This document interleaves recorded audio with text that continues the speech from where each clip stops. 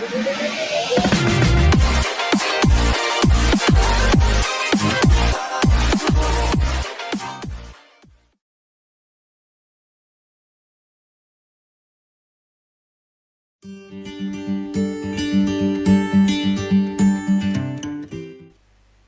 ساری رات اپنے خیمے کے اندر جاگتا رہا۔ صبح جب اندھیرا چھٹ گیا اور سورج طلوع ہونے کے قریب تھا تو یوراکا کے ایک سالار نے عامر کے خیمے میں داخل ہوتے ہوئے کہا، اچھا ہوا تم جاگ رہے ہو، تمہارا گھوڑا باہر تیار کھڑا ہے۔ رات کو ہم نے اس کے چارے کا خوب بندوبست کر دیا تھا، اب تم روانہ ہو جاؤ، سورج طلوع ہونے سے قبل ہی ان خیموں سے نکل جاؤ۔ عامر اٹھ کر باہر آیا۔ اس نے دیکھا خیمے کے باہر اس کا گھوڑا کھڑا تھا۔ گھوڑے کی زین سے اس کے سارے ہتھیار اور بستر بندھا ہوا تھا۔ عامر نے اس سالار کی طرف دیکھتے ہوئے کہا، کیا روانگی سے قبل میں آپ کے سالار اعلیٰ کا شکریہ ادا کر سکوں گا کہ انہوں نے میری عمدہ مہمان نوازی کا انتظام کیا؟ اس سالار نے سختی سے کہا، اس وقت تم کسی سے نہیں مل سکتے، میں کسی کو جگا کر اس کے غضب کا نشانہ نہیں بننا چاہتا۔ عامر نے راشیل کے خیمے کی طرف جب درزیدہ نگاہ ڈالی تو اس نے دیکھا اپنے خیمے کے اندر پردے کے پیچھے راشیل اداس اور افسردہ کھڑی عامر کی طرف دیکھ رہی تھی۔ عامر نے آگے بڑھ کر اپنے گھوڑے کی باگ پکڑی، پھر اس نے ایک زہریلی زکند لگائی اور رکاب میں پاؤں رکھے بغیر گھوڑے پر سوار ہو گیا۔ خیموں کے اندر وہ اپنے گھوڑے کو آہستہ آہستہ چلاتا رہا۔ خیموں سے نکل کر اس نے گھوڑی کو مہمیز لگا کر اس کی رفتار تیز کر دی، لیکن اس نے اپنے گھوڑے کو ایسا سرپٹ نہ دوڑایا تھا جس طرح راشیل نے اسے مشورہ دیا تھا کہ اپنے گھوڑے کو سرپٹ دوڑا کر بھاگ جانا۔ 5 میل کی مسافت طے کرنے کے بعد عامر نے دیکھا 5 گھڑ سوار جو پوری طرح مستعد اور مسلح تھے اس کی راہ روکے کھڑے تھے۔ ان کے قریب آ کر عامر نے جان بوجھ کر پوچھا، تم لوگ کون ہو اور کیوں میری راہ روکی ہے؟ ان میں سے ایک نے کہا، کیا تم ہمارے چہروں پر پھیلی ہوئی اپنی موت کو دیکھ چکنے کے باوجود پوچھتے ہو کہ ہم کون ہیں؟ یہ کوہستانی سلسلہ ہی تمہاری آخری آرام گاہ ہوگا، تمہیں راسو شمرا پہنچنا نصیب نہ ہوگا۔ عامر نے اپنی تلوار اور ڈھال سنبھالتے ہوئے کہا، اگر میرے خدا نے میری زندگی کے دن بچا رکھے ہیں تو تمہارا یوراکا اپنے پورے لشکر کے ساتھ بھی مجھے راسو شمرا پہنچنے سے نہیں روک سکتا۔ پیچھے ہٹ جاؤ، مجھے راستہ دے دو، ورنہ جان لو کہ ان دیو لاخوں اور آتشی اجاڑ میں تمہاری ہر صحیح پہم، تمہارے تجسس کے ہر فریب اور تمہاری تعزیر کے ہر جنون کو اپنے انتقام کے جلتے تنور میں خاکستر کر کے چلا جاؤں گا۔ سوچو مت، ابھی بھی وقت ہے، میرے راستے کی رکاوٹ بن کر مت کھڑے ہو، نہیں تو تمہاری حالت میں اس پراگندہ گلشن اور اجڑے ہوئے خیابان گل جیسی کر دوں گا جس کا کوئی باغبان اور رکھوالا نہ ہو۔ ان میں سے ایک نے پھر کراہت آمیز آواز میں کہا، تمہارے ہر طرح دھمکانے اور خوفزدہ کرنے سے ہم تمہاری موت کو تم سے ٹال تو نہ دیں گے۔ یہ کوہستان آج ہر صورت میں تمہاری موت کا منظر دیکھیں گے۔ ایک دم عامر نے حملے کی ابتدا اس نے اپنی تلوار کو بائیں ہاتھ میں لیا، دائیں ہاتھ میں اس نے اپنا جنگی کلہاڑا تھاما، اس کو ہوا کے اندر اس خوب تیزی سے گھمایا، پھر تاک کر ان پر مارا۔ تیز اور بھاری کلہاڑا ان میں سے ایک کی پسلیوں میں دھنس گیا تھا۔ وہ اپنے گھوڑے سے گر کر خون میں لت پت زمین پر لوٹنے لگا۔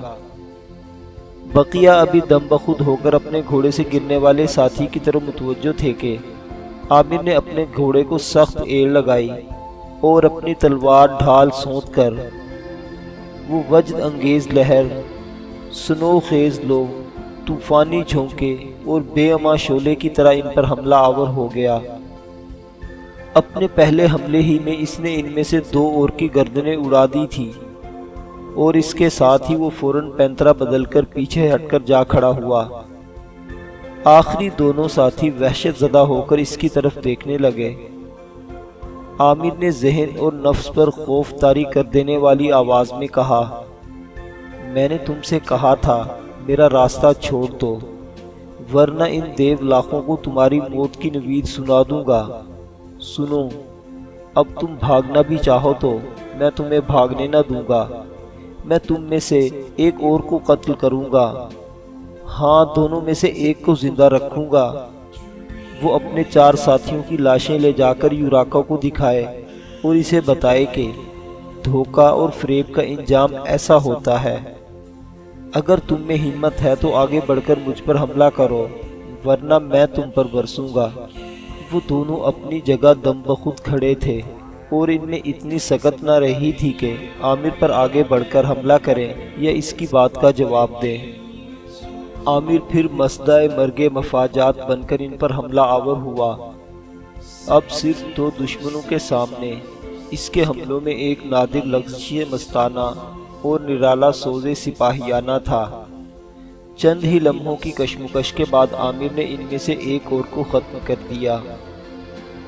آخری سپاہی جو شانے پر زخم آ جانے سے بری طرح خون آلود ہو کر اپنے آپ کو تنہا پا کر کپ کپانے لگا تھا، عامر نے پیچھے ہٹتے ہوئے کہا، اگر تم اپنی تلوار پھینک دو اور لڑائی سے ہاتھ کھینچ لو تو میں تجھے قتل نہ کروں گا۔ اس نے فوراً اپنی تلوار پھینک دی اور منت کرتے ہوئے کہا، مجھے معاف کر دو۔ عامر نے گرج کر کہا، نیچے اترو اور اپنے مرنے والے ساتھیوں کو گھوڑوں پر رکھ کر ان کے لباس کو زین سے کس کر باندھ دو تاکہ یہ نیچے نہ گریں۔ وہ فوراً نیچے اتر گیا اور اپنے ساتھیوں کو اٹھا کر ان گھوڑوں سے باندھنے لگا۔ جب وہ اس کام سے فارغ ہوا تو عامر نے پھر کہا، اب اپنے گھوڑے پر بیٹھ جاؤ اور اپنے ان مرنے والے ساتھیوں کو واپس لے جا کر یوراکا سے کہنا، تم نے بد عہدی اور دھوکہ کیا ہے۔ ان قریب وہ وقت آئے گا جب تو میرے سامنے بے بس اور مجبور کھڑا ہوگا، بالکل اسی طرح جس طرح ایک منصف کے سامنے ایک مجرم کھڑا ہوتا ہے، اور اس روز میں اسے اس کی بد عہدی اور دھوکے کی کڑی سزا دوں گا۔ اب تم جاؤ اور ان گھوڑوں کو ہانک کر لے جاؤ۔ وہ فوراً حرکت میں آیا اور گھوڑوں کو اپنے آگے آگے بھگا لے گیا۔ عامر نیچے اترا، اپنا خون آلود کلہاڑا گھاس سے پونچھ کر وہ دوبارہ گھوڑے پر سوار ہوا اور اسے سخت ایڑ لگا کر اس نے راسو شمرا جانے والے راستے پر سرپٹ چھوڑ دیا۔ جب وہ اس جگہ آیا جہاں سیاہ چٹان کی اوٹ میں وہ امیس اور ماریا کو چھوڑ گیا تھا تو اس نے اپنے گھوڑے روک لیا۔ پھر اس نے گھوڑے کو موڑا اور اسے پہاڑ کے اوپر چڑھانے لگا۔ جب وہ گھوڑے کو ایڑ پر ایڑ لگاتا ہوا اس سیاہ چٹان کے پاس آیا تو اس نے دیکھا وہاں کچھ نہ تھا، تاہم وہاں انسانی جوتوں کے نشان دیکھے جا سکتے تھے۔ گھوڑے پر بیٹھے ہی بیٹھے عامر نے اپنے دونوں ہاتھ اپنے منہ کے گرد جماتے ہوئے زور سے پکارا، امیس، امیس، اگر تم یہاں ہو تو باہر آ جاؤ، میں عامر بن نافع ہوں اور راسو شمرا کی طرف جا رہا ہوں۔ عامر نے کئی بار امیس کو پکارا۔ جب اسے کوئی جواب نہ ملا تو اس نے اپنے گھوڑے کو کوہستان سے نیچے اتارا اور دوبارہ اسے مہمیز لگا کر راسو شمرا کی طرف بھگانے لگا۔ سورج خوب چڑھ آیا تھا۔ یوراکا اپنے چند سالاروں کے ساتھ اپنے خیمے سے باہر دھوپ میں کھڑا باتیں کر رہا تھا۔ راشیل اپنے خیمے کے اندر پردے کی اوٹ میں ہو کر ان کی باتیں سننے کی کوشش کر رہی تھی۔ اتنے میں وہی سپاہی جسے عامر نے زخمی کر کے چھوڑ دیا تھا اپنے آگے آگے ان گھوڑوں کو بھگاتا ہوا وہاں آ گیا جن پر اس کے ساتھیوں کی لاشیں بندھی ہوئی تھی۔ راشیل نے پھر غور سے ان کی طرف دیکھا اور ان کی باتیں سننے لگی۔ یوراکا کا ایک سالار تڑپ کر آگے بڑھا اور زخمی سپاہی سے پوچھا، کیا تم نے اسے قتل کر دیا؟ سپاہی نے روتی ہوئی آواز میں کہا، آپ نے اس کی قوت کا غلط اندازہ لگایا تھا، وہ ہم پانچوں سے کہیں زیادہ خوفناک اور خونخوار تھا۔ وہ طوفان اور آندھی بن کر ہم پر حملہ آور ہوا۔ اس نے میرے ساتھیوں کو قتل کر دیا اور مجھے اس شرط پر چھوڑا کہ میں اس کا پیغام اپنے سالار یوراکا تک پہنچاؤں۔ اس خبر سے راشیل کے ہونٹوں پر گل خیرہ کی پتلیوں جیسے دل فریب پرسکون مسکراہٹ بکھر گئی۔ وہ پرسکون ہو گئی، کسی مفرح مشروب کی طرح مطمئن تھی، جبل پر محو خواب کسی معصوم اور بھولے بھالے چرواہے کی طرح۔ یوراکا نے غضبناک ہو کر اس زخمی سپاہی سے پوچھا، اس نے میرے نام کیا پیغام دیا ہے؟ زخمی سپاہی نے کانپتے کانپتے کہا، اس نے کہا تھا اپنے سالار یوراکا سے کہنا کہ تم نے میرے ساتھ دھوکہ اور بدعہدی کی ہے۔ ان قریب وہ وقت آئے گا کہ تو میرے سامنے بے بس اور مجبور کھڑا ہوگا، بالکل یوں جیسے ایک منصف کے سامنے ایک مجرم کھڑا ہوتا ہے، اور اس روز میں تمہیں اس بدعہدی اور دھوکے کی کڑی سزا دوں گا۔ راشیل نے اپنے دونوں ہاتھ دعا کے انداز میں اٹھاتے ہوئے کہا، ایسا وقت انشاءاللہ ان قریب اور ضرور آئے گا۔ یوراکا نے زمین پر تھوکتے ہوئے کہا، ایسا برا اور منحوس وقت کبھی نہ آئے گا۔ پھر وہ اپنے ایک سالار پر برس پڑا، میں نے تم سے کہا تھا نا کہ وہ کوئی معمولی انسان نہیں۔ میں نے اس کی آنکھوں میں طوفان، اس کی پیشانی کی سلوٹوں میں آندھیاں اور اس کے چہرے کے پرسکون نقوش کے پس منظر میں زہریلے اور خوفناک ارادے دیکھے تھے۔ اب انہیں لے جا کر دفن کر دو اور اپنی ناکامی اور بزدلی کا ماتم کرو۔ وہ سالار زخمی سپاہی کے ساتھ مرنے والوں کو لے کر خیموں کے اندر روپوش ہو گیا۔ یوراکا غصے اور قہر میں پاؤں پٹکتے ہوئے اپنے خیمے میں چلا گیا۔ راشیل کے ہونٹوں پر مسکراہٹ کھیل رہی تھی۔ اس نے کسی نغمہ زن مغنی کی طرح گنگناتی ہوئی آواز میں کہا، عامر، عامر، میری جان، میری روح کے مالک، خدا ہر میدان میں تمہیں فتح مند اور کامیاب کرے۔ خیمے کے دروازے سے راشیل پیچھے ہٹ گئی، پھر وہ بستر پر لیٹ کر خوشگوار یادوں میں کھو گئی، ایسی یادیں جن کا تعلق عامر سے تھا۔ شام سے پہلے ہی عامر راشیل کے ماموں آسا کے دروازے پر دستک دے رہا تھا۔ تھوڑی دیر بعد جب دروازہ کھلا تو آسا سامنے کھڑا تھا۔ عامر کو دیکھتے ہی اس نے دعا کے انداز میں کہا، خدا کا شکر ہے تم آ گئے ہو۔ عامر نے بے تابی سے پوچھا، کیا یہاں میرے اور راشیل کے حوالے سے کوئی اور بھی آیا ہے؟ آسا نے مسکراتے ہوئے کہا، اب آسا گھر میں اکیلا اور تنہا نہیں، یہاں اب میرا ایک بھائی اور ایک بہن بھی ہے۔ بھائی کا نام امیس اور بہن کا نام ماریا ہے۔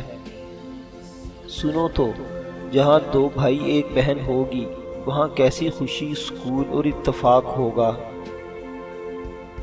عامر اپنا گھوڑا لے کر اندر آیا اور آسا کی طرف دیکھتے ہوئے کہا، آپ واقعی فراخ دل اور وسیع القلب ہیں۔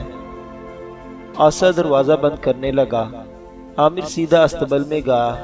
وہاں جب وہ اپنا گھوڑا باندھ کر باہر آیا تو اس نے دیکھا صحن کے وسط میں آسا کے ساتھ امیس اور ماریا بھی کھڑے ہیں۔ ماریا نے فکرمند آواز میں پوچھا، عامر، عامر میرے بیٹے، راشیل کہاں ہے؟ عامر نے ان کے قریب آ کر اداس لہجے میں کہا، ماں، راشیل نے مجھے دشمن کے لشکر سے بچ کر یہاں پہنچنے میں میری مدد کی ہے۔ اب میں اسے یوراکا کے چنگل سے رہائی دلاؤں گا۔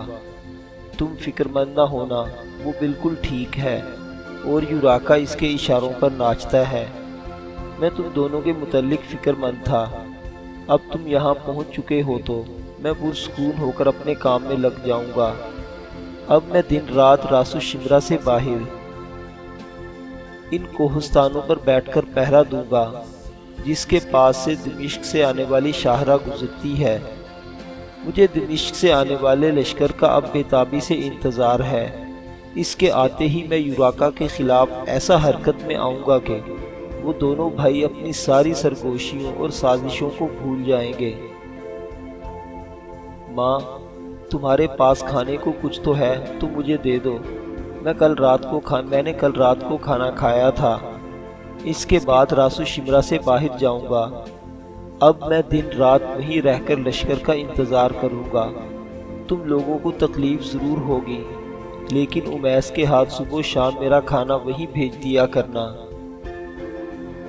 امیس نے دخل اندازی کرتے ہوئے کہا، ایسا نہیں ہو سکتا، میں دن رات تمہارے ساتھ رہ کر اس کام میں تمہاری مدد کروں گا اور صبح و شام یہاں سے آ کر کھانا لے جایا کروں گا۔ آسا نے امیس کی تائید کرتے ہوئے کہا، عامر، امیس ٹھیک کہتا ہے، تم دونوں وہاں باری باری جاگ کر پہرا دیتے رہو، اس طرح تم دونوں کو آسانی رہے گی۔ میں گو بوڑھا اور ضعیف ہوں، لیکن اگر تم کہو تو میں بھی تم دونوں کے ساتھ چلنے کے لیے تیار ہوں۔ عامر نے احسان مندی سے آسا کی طرف دیکھتے ہوئے کہا، آپ کو ساتھ جانے کی ضرورت نہیں ہے، آپ کا یہی بہت بڑا جہاد ہے کہ آپ نے ہمیں یہاں پناہ دے رکھی ہے۔ امیس نے عامر کا ہاتھ پکڑ کر اندر لے جاتے ہوئے کہا، آؤ اب کھانا کھائیں اور یہاں سے روانہ ہو جائیں۔ حویلی کے اندر جا کر چاروں نے کھانا کھایا اور اس کے بعد عامر اور امیس اپنے گھوڑوں پر سوار ہو کر چلے گئے۔